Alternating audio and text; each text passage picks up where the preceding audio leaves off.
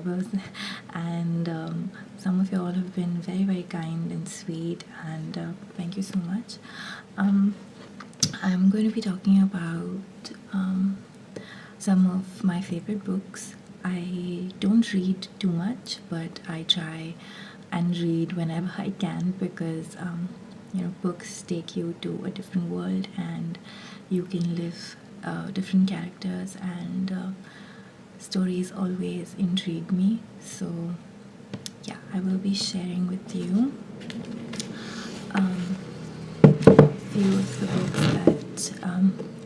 few of the books that I I like.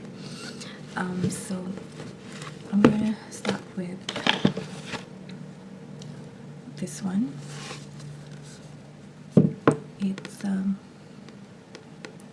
It's called Looking for Alaska, and this is by John Green. I really like this book. It's John Green is also the author of The Fault in Our Stars, which is a much more successful book in terms of being popular, and there's a movie out as well. But I haven't read The Fault in Our Stars. I'm planning to do that soon, but I don't know. I think this is a very underrated book. I presume this is his first book, and the story is basically about this guy who meets a girl called Alaska, and she changes his life. It's a very I don't know, I could relate to a lot of things in this book, and one of the quotes of the book really speaks out to me. It's also on my Facebook cover photo. It says, "If people were rain, I was drizzle and she was a hurricane." Sorry, I screwed that up, but yeah. So yeah, I read this book, I would say, a year ago, and yeah. So this would be my first book. Just keep it here. The second book, let's see, picking them at random. This book, it's called The Kite Runner. It's by a writer called Khaled Hosseini, and I presume he's from Afghanistan, because this book is based in Afghanistan. And to me, I think this book was it's a beautifully written book, but it's also a bit tragic. So if you are into that kind of those kind of books, you can definitely check this out. I think the writer has also written a book called A Thousand Splendid Suns, which is like double this size. But but this is a brilliant book. I have read this many years ago, but I still keep coming back to it. It's also been made into a movie, but I haven't seen the movie. Honestly, if I read a book that I love, I try not watching the movie, because I think when you read a book, you tend to create images in your head, and when you see a movie, obviously the director has visualized it in a different way, and that it's kind of sad. So I prefer to just reading the book and not watching the movie if it's made out of it. So yeah, this is a great book, and also my favorite. Okay, so the next book that I have is called The Alchemist, and it's pretty popular. It's I've read it's by Paulo Coelho. I've read some of his other books, and honestly, I don't understand his writing. It's very ambiguous, and even The Alchemist, there's so many hidden meanings. I had to read the book at least 4 times to understand or interpret it in a clearer way. I honestly, the first time I read it, I hated it because it was very vague and absurd. But I read it again and then I read it again, and honestly, this book is brilliant. I understand when people say that this might be an overrated book. I thought so myself. But I think once you start looking beyond the words to understand what it really means, I think it makes more sense. And yeah, so I mean, it's like Inception because I had to watch it.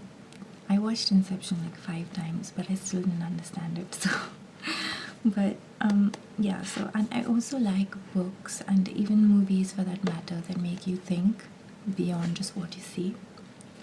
So, if you haven't read The Alchemist, or if you've read it and you think it's not good, try reading it again with a different perspective.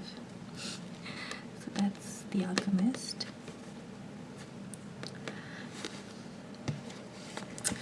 Alright, then this is, so all of these were actually fiction. I don't know, I don't read just fiction. I also write, sorry, I also like reading non-fiction, but I think most of my favorite books are fiction, so yeah. This one though is not fiction. It's a brilliant book. It's called A New Earth and it's by Eckhart Tolle. I don't know how to pronounce his name, but I love his philosophies. And I'm currently reading this again. I read it about 6 months ago, I think, and it's really helped me to gain a different perspective on life. I would really recommend this book to anyone who feels that there's more to life, and it's not very deeply philosophical. I'm sorry, there are dogs barking outside. It's not very heavy duty or very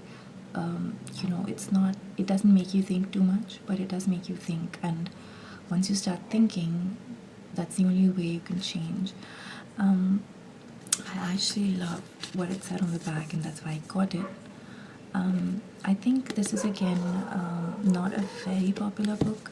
The Power of Now by Eckhart Tolle is much more popular and commercialized, but I still love this book. It's pretty nice. I could read what it says at the back. Okay, I'll read it for you.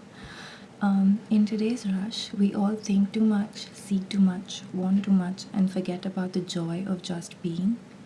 We worry about what people think of us. We compare ourselves with our friends, family, and neighbors, and deep down we worry we're not good enough. Eckhart Tolle gives you the confidence to let go of fear, anxiety, and the eternal quest for more. Read this book and you will stop defining your life and start living it with true openness and freedom. Stop searching for happiness and you will realize where it is, in those moments and feelings that you can't put into words. So I really could somehow resonate with what is written on the back, and I felt like this book will help me, and it has. You see, I might have made like a million markings in. It's a good book, so you could read this if you're interested in these kind of books. Yeah. And the last book, I do have a few more, but honestly, my books are divided into my study and the study in my parents' room, so I just got the books out of like my bookshelf. But anyway, the last book that I'll be talking about is by Gabriel Garcia Marquez, who passed away recently, I think. It's called Love in the Time of Cholera.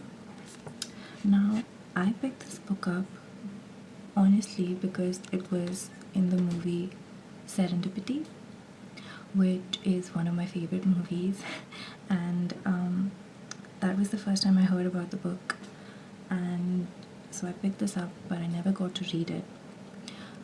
I have his other books, but honestly, large books, like really thick books, intimidate me, and they are this thick. I'm not even kidding.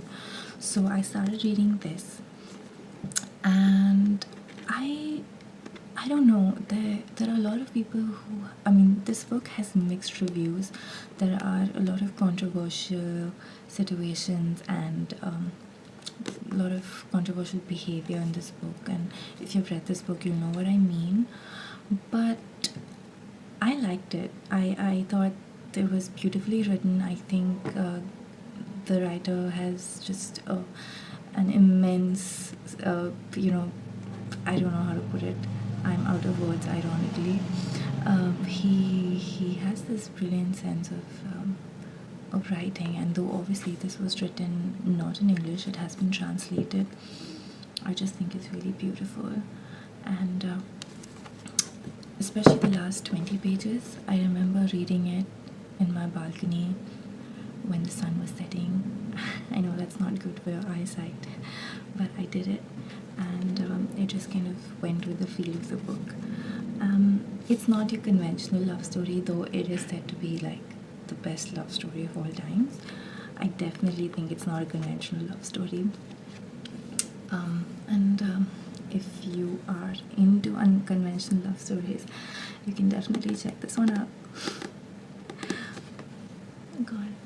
Okay, so these were my favorite books. I hope you found this video relaxing, and do get a hold of one of these books